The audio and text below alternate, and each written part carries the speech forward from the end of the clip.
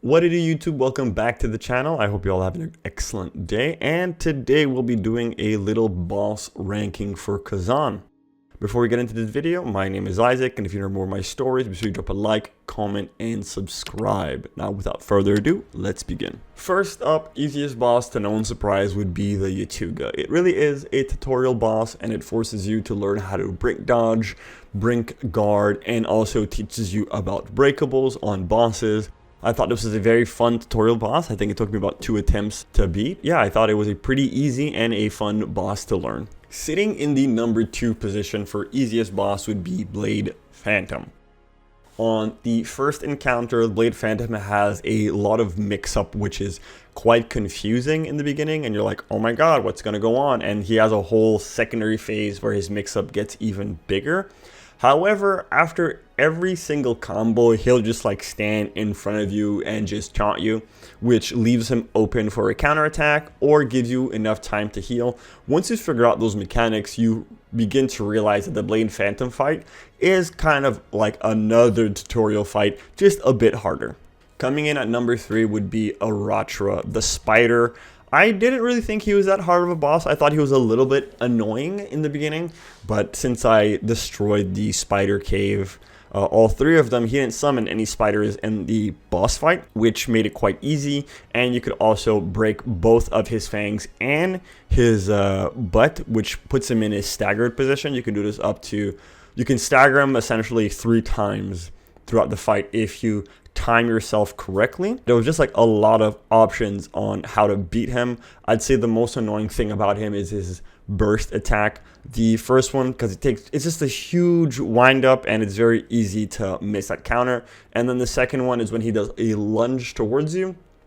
That one, if you're too close to him, you won't take any damage, but you won't get the counter off, which to me is just as annoying because you waste a bunch of stamina doing so. Sitting in at number 4, Volbano. Not a particularly difficult boss. However, coming from a lot of Souls game where perfect parry means you block all damage, it was quite the shock to see that I was still taking elemental damage whenever I'd block his spike. And then in his second phase, where he sets the bottom half of the arena on fire, that definitely makes the fight harder, because while you're on that second platform, he's taking up just as much space as he was below, but you have maybe 1/3 of the movement area available to you. If you time your stamina break with his attack when he starts licking his nail to set the arena on fire, you can actually cancel out that entire phase and stay at the bottom arena. But then again, you'd have to time your stamina break with his attack, which isn't easy but not impossible. Number 5 would be Shatuka. I thought he was a very fun boss. It was a nice little uptick in challenge. Not a particularly difficult boss to deal with because a lot of his attacks are very, very telegraphed. What made him difficult was his plague ability, constantly putting plague on you. And in my opinion, plague is probably one of the worst afflictions that you could get in the game. It reduces your health, and whenever you run out of stamina, you get stuck in a recovery animation, which makes the fight that much harder.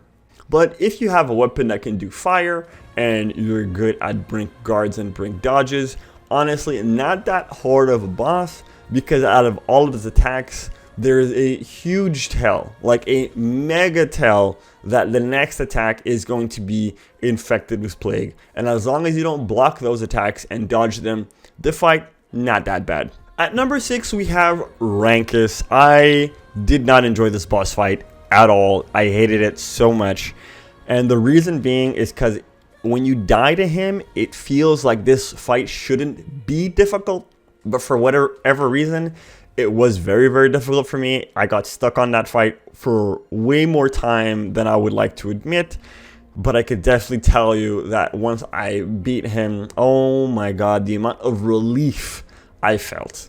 Also, he looks like he belongs in Monster Hunter, okay? Not in Khazan. Again, the difficulty with Rankus comes from all of the delayed attacks that he has and the fire damage that he does to you. So if you don't have any fire resistance or you don't have any fire cleanse, fighting Rengus is going to be a pain, because if he doesn't kill you with his delayed attacks, he's definitely going to kill you with the chip damage. Jumping into number 7, and at this point I would like to say that these bosses, I would consider them to at medium difficulty compared to the 6 prior bosses, which I would consider in the easier category. Starting off, the medium category would be Traka, and I've got to say, as much as it was a difficult fight, I wholeheartedly believe that this is probably my favorite fight in the entire game. It kind of turns Khazan into a bullet hell, which I found very enjoyable. The whole point of the fight is trying to get close to an enemy that excels in long range. I thought the fight was fun, the boss design cool, and the arena was out of this world. Seriously. Traka is a fight that's all about doing your burst counter and perfect dodging, which I gotta say, playing with the spear and fighting Traka, that was one really fun fight, and I suggest, if you haven't fought it with the spear yet, to go back and fight it with that spear, because it is one hell of a fight. Right after Traka, we got Elamane sitting at number 8. She was difficult because I did not know how to deal with the shield. I was using the spear and I was using the assault, right? The one that allows you to flip backwards, which really isn't good against Elamane, because you just end up powering her shield and then she hits you with that counter. If she stamina breaks you, she can then use a finisher on you, a brutal attack, and that brutal attack will decimate your health. Even on New Game Plus, she's going to obliterate that health bar of yours. As much as I don't like to admit it, I had to use poison and poison throwables against her on the first time I beat her, because I just didn't know how to get around her shield. Now that I've played and fought her and built her set, I understand that if I'm using the spear, the best option is literally just a perfect dodge and let your after image do most of the damage, and using throwables against her shield can actually break her stand. What? With all this new information, she isn't as hard as a boss fight, but I'm ranking this in a way that it's how I felt on my first encounter with these bosses, and not the actual difficulty of the boss. We had a jellyfish baddie, then we went to a human baddie, and now we're going straight for the elf baddie. At number 9, we have Bellarane. Bellarane is very similar to the Traka fight, except she has a human stamina bar instead of the beast stamina bar. So it is a constant game of trying to close the gap while she's trying to back up from you. This was incredibly annoying because every time she backs away from you, she then puts a shield on herself, which allows her to regen her stamina and not get stun locked like Traka. However, what makes this fight a little bit easier than the other human mages that we fight is the fact that you can actually stop her in the middle of her shield cast so that she's unable to put the shield up. And if you have any weapons with elemental damage, that will just eat through her shield incredibly fast. What makes the fight really difficult is when she goes into her second phase and she begins summoning spirits. The most annoying spirit is when she summons the big giant one, the big reaper that has like all of these delayed attacks. However, what made the fight a little bit easier for me is that I used the Soul Eater set. So every time she would summon those undead, I would then just eliminate them, and that would help me regenerate my health. So this became kind of like a battle of attrition, which I really enjoyed. From the baddest woman in video game to the ugliest face in Khazan, we have Ismar at number 10.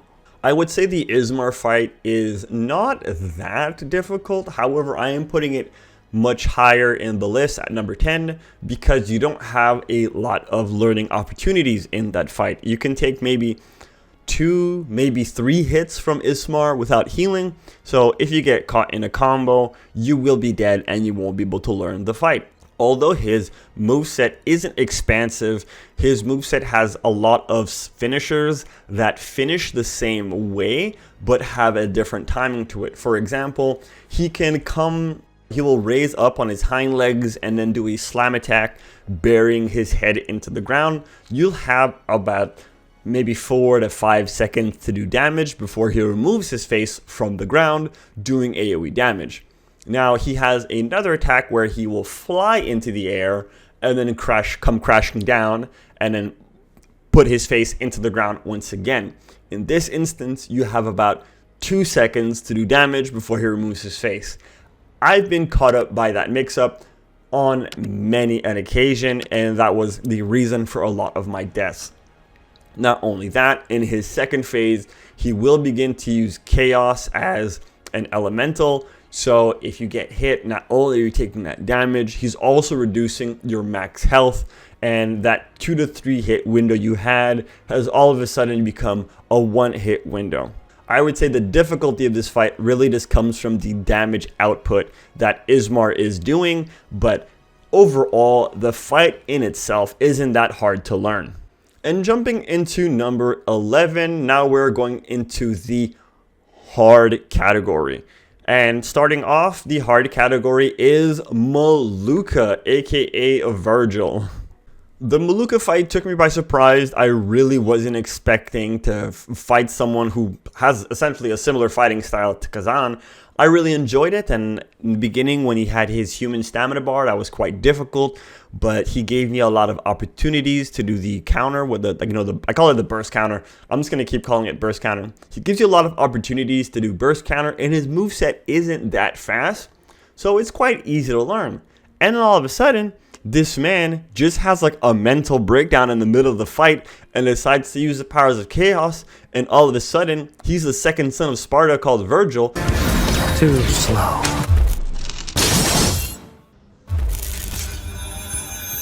And he's just dimension slashing over the arena, and you're like, Nani, what's going on? And if that's not enough, in his second phase, he will switch from his katana back to his dual blades, and he does the same moveset, but now with chaos damage and a longer combo. So in his very first stage, he'll do this like thrust attack, and he'll do it up to 3 times, and he stops. When he goes into his chaos phase, he will do that same thrust attack, but he will do it up to 8 times consecutively. Not only that, he also has a 9-hit katana combo with delayeds looped in there.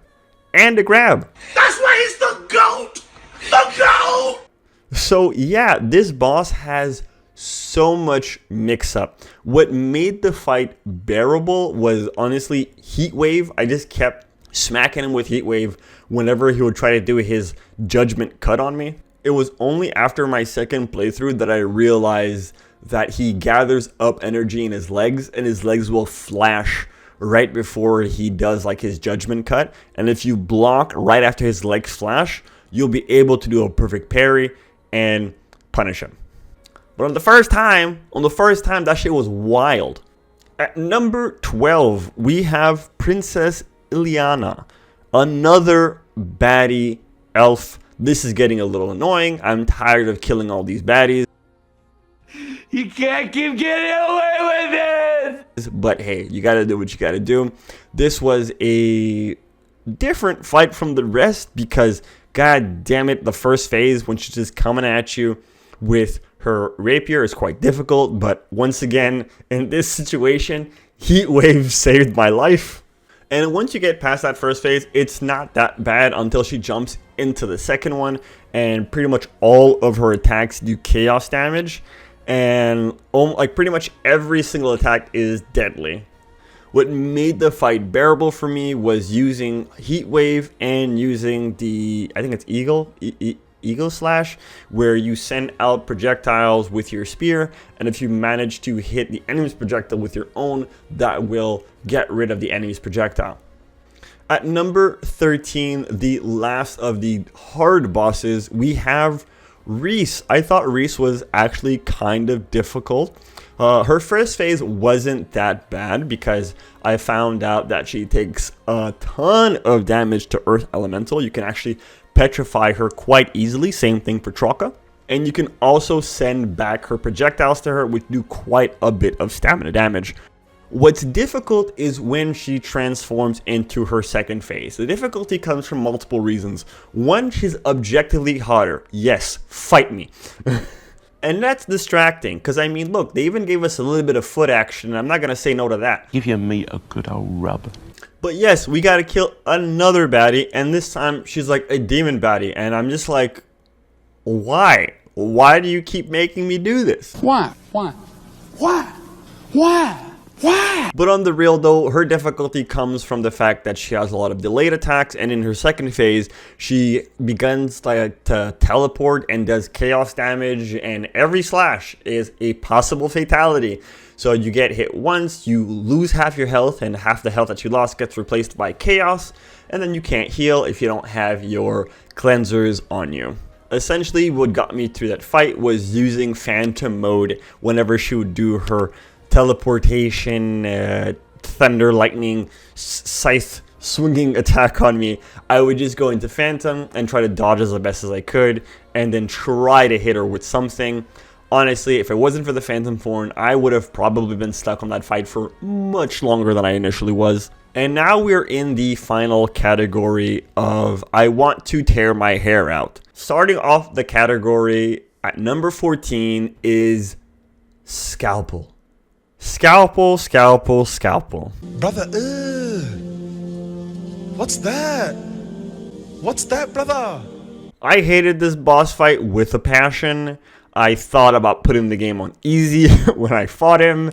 And my first victory, essentially Scalpel never went into his second phase. I beat him while he was transformed in his first phase. And I thought that like, oh, maybe if you beat him when he's transformed in his first phase, he doesn't go into his second phase. I thought it was a cool little hidden mechanic. Turns out the game was just glitched. However, that fight was hair pulling inducing. When I went back and fought him with the dual blades this time around, I thought about it. I straight up just thought about putting the game on easy. That's how frustrating the Scalpel fight was. Emotional damage. And then his second phase, when he becomes frenzied and like 95% of the attacks deal plague damage. I just mean, like, why? Why? Who asked for this? Whose man's is this? Get him out of here. Nobody wants this. Boo this man! But as frustrating Scalpel's plague and delayed attacks were, it does not compare to the level of frustration and trying and awe of number 15, Viper. I feel like Viper is the first real boss of the game. He's the first real challenge of the game. And I am not surprised about the amount of people who are still stuck on Viper, because as someone who has played many action games, many Souls games over the years, Viper has to be one of the most challenging bosses I have ever fought. Point blank, period. Bodies. He's a boss that forces you to learn his moveset. You will not be brute forcing your way out of this fight. You have to learn how to play the game correctly, or you're not moving anywhere. And at number 16, the hardest boss in the game is the main villain himself, Ozma. Ozma is by far the hardest fight in the game, to the point where I had to change my playstyle to learn to beat him. And I'm not talking about, oh, I'll use a different weapon or let me redistribute my stats. I went through the entire game without using Reflect once. I thought the timing was too tight and I just didn't like using it. Fighting Ozma forced me to learn Reflect. I spent too much time in the first phase chasing him, trying to get him into those brutal attacks, and just basically wasting heals and stamina chasing this guy all over the arena. However, if you can learn to reflect his attacks, you're going to constantly stamina break him, making the first phase quite easy. If you manage to stun lock him and continuously burst counter and deflect his attacks, you're going to be able to skip the entire purple tornado phase, which is the phase which will most likely cost you the most amount of heals, because like it just destroys your health and infects you with chaos. But once you get past that first phase, it's not that bad, because the second phase suffers from the same problem as Ismar, where most of his attacks are just going to remove chunks of your health. However, this time around, he has these like huge tails letting you know where the attacks are coming from. which makes it a bit more bearable. However, once you get into his third phase, this is really a make or break situation because every attack pretty much applies chaos, and that's that. However, he does take a tremendous amount of stamina damage, and if you reflect and Brink Guard game is on point, regardless of how much chaos damage he'll do to you, getting to the boss fight isn't that difficult. I actually managed to get past this first phase on the first try. That's my tier list for the Khazan bosses. Let me know what you think in the comment section down below. Do you agree with me? Do you disagree with me? Who would you put as your number 1 and who would you put as your number 16? Let me know in that comment section. While you're down there, don't forget to like, share, comment, and subscribe because we have a new goal now. The new goal is to hit 500 subs before the end of the month. We're trying it, well, not the end of the month, but let's say like before June. Let's hit 500 subs before June. That's the goal. As always, thank you for watching, and I'll see you guys next time. Peace.